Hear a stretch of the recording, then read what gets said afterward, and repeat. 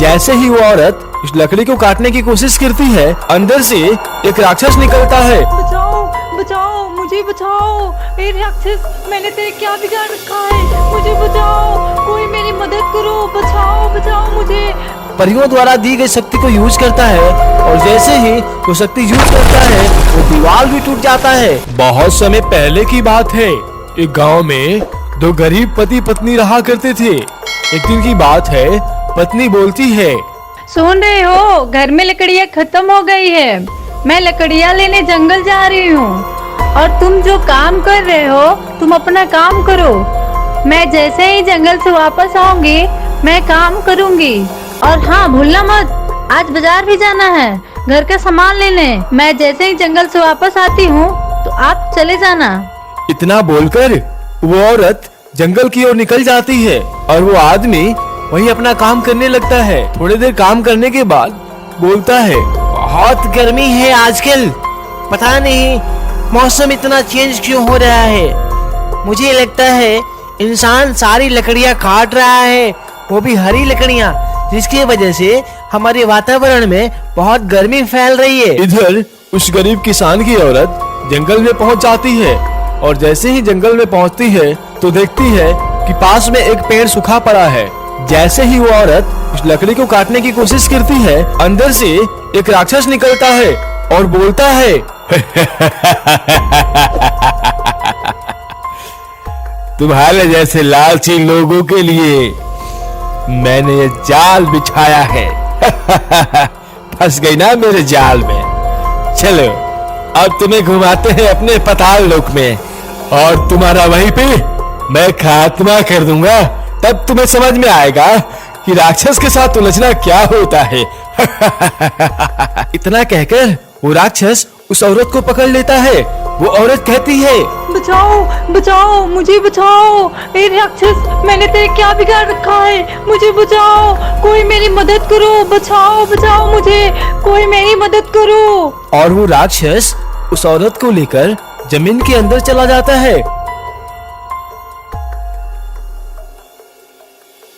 जमीन के अंदर जाता है तो अपने गुफा में एक जगह पर उस औरत को लटका देता है। और ये सब देखने के बाद वो औरत अपने मन ही मन बोलती है, हे भगवान, मैं आगे बचूंगी या नहीं बचूंगी? ये राक्षस बहुत कमीना है, लगता है ये मुझे मार कर खा ही जाएगा। पता नहीं अब मेरे साथ क्या होगा।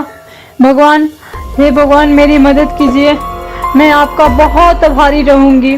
और वहाँ पर उसका पति उसका इंतजार कर रहा होता है। देखता है कि बहुत समय हो गया, अभी तक उसकी पत्नी नहीं आई है। वो बेचारा परेशान हो जाता है और बोलता है, पता नहीं उसके साथ ऐसा क्या हो गया जो उसने बहुत समय ले लिया। लगता है मुझे देखना पड़ेगा। मुझे लगता है जरूर वो किसी न किसी मुसीबत में होगी। सामान्य तौर पे वो वापस आ ही जाती है, लेकिन आज तो उसने बहुत समय ले लिया। मैं चलता हूँ और देखता हूँ कि उसके साथ कुछ बुरा तो नहीं हुआ है। हे भगवान, हमारी मदद करना। और ऐसा कहकर वो आदमी जंगल की ओर अपने पत्नी की तलाश में निकल जाता है। जैसे ही उस सूखी पेड़ के पास जाता है तो देखता है कि एक गधा वहाँ पे चल रहा होता है। और वो गधा उस आदमी के पास आता है और कहता है, सुनो, मैं एक शापित गधा हूँ। मैं भी एक इंसान था, लेकिन एक राक्षस ने मुझे गधा बना दिया। जानते हो ये मुझे गधा क्यों बनाया है? ताकि कोई भी यहाँ पर आए उसे सबसे पहले मेरे आंखों से पता चल जाएगा कि कौन यहाँ पे आया है। और हाँ, इसीलिए मैंने अपनी आंख पे कुछ रखा है ताकि उसे पता ना चले कि कोई यहाँ पर आया है। और एक काम करो, उस लकड़ी के नीचे तुम्हारे पत्नी के पास जाने का रास्ता है। उसी रास्ते के सहारे तुम अपने पत्नी के पास जा सकते हो। हे भला मानव, मुझे पता नहीं है कि मैं वहाँ पे जाने के बाद क्या करूँगा। क्या आप मेरी मदद कर सकते हैं कि मैं वहाँ पे जाकर कैसे उस राक्षस को मार सकता हूँ? मैं जानना चाहता हूँ कि कैसे उसे खत्म कर सकते हैं। मेरी मदद करें, मेरी मजबूरियों को समझें। इस गुफा के सहारे तुम जैसे ही अंदर जाओगे, रास्ते में कुछ परियां तुम्हें बंधी हुई मिलेंगी।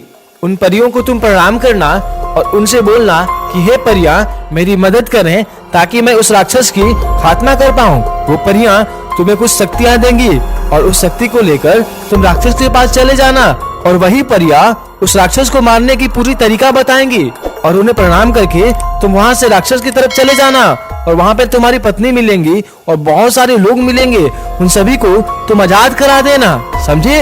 और इतना राज जानने के बाद वो आदमी उस गुफा के अंदर जाता है।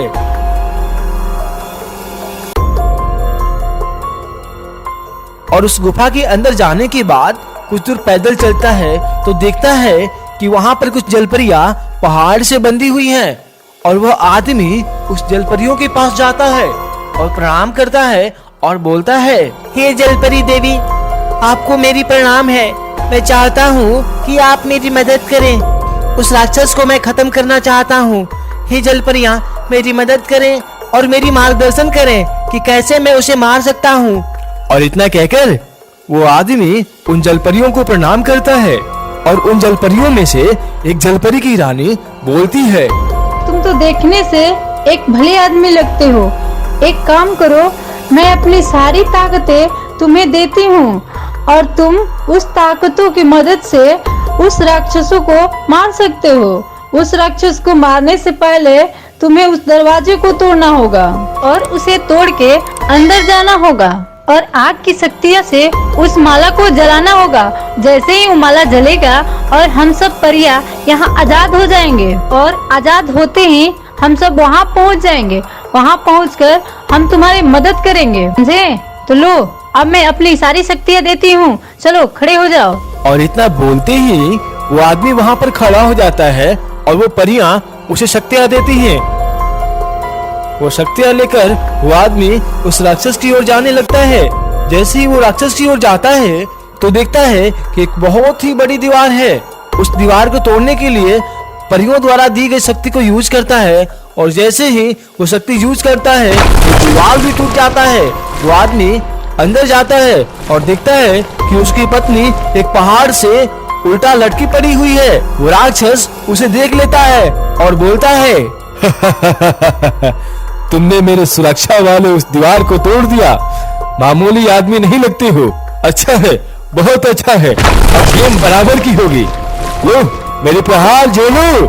और ऐसा कहते ही वो राक्षस एक हमला करता है। जैसे ही वो राक्षस हमला करता है वो आदमी परियों द्वारा दी गई शक्ति से उस राक्षस के गर्दन में लटके माला को जला देता है। जैसे ही वो माला जलता है वो राक्षस छटपटा जाता है और बोलता है, बचाओ बचाओ, मैं मरने वाला हूँ। पता नहीं मेरा राज कैसे खुल गया। इस मानव ने मेरी माला को जला दिया। अब तो मैं मर ही जाऊंगा। बचाओ बचाओ बचाओ। और ऐसा कहकर वो राक्षस जमीन पे गिर जाता है।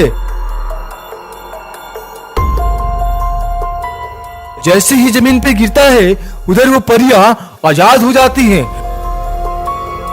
वो आजाद हुई परियां उस राक्षस के पास आ जाती हैं और उस राक्षस को एक बॉक्स में डाल देती हैं और बॉक्स में डालने के बाद उस राक्षस को उसी में दफन कर देती हैं। वो आदमी अपने पत्नी के पास जाता है और उसे वहां से आजाद कराता है। जैसे ही वो अपने पत्नी को आजाद कराता है परियां खुश होकर उसको और उसकी पत्नी को बहुत सारी धन दौलत देती हैं। उसे लेकर वो पति पत्नी अपने घर आ जाते हैं।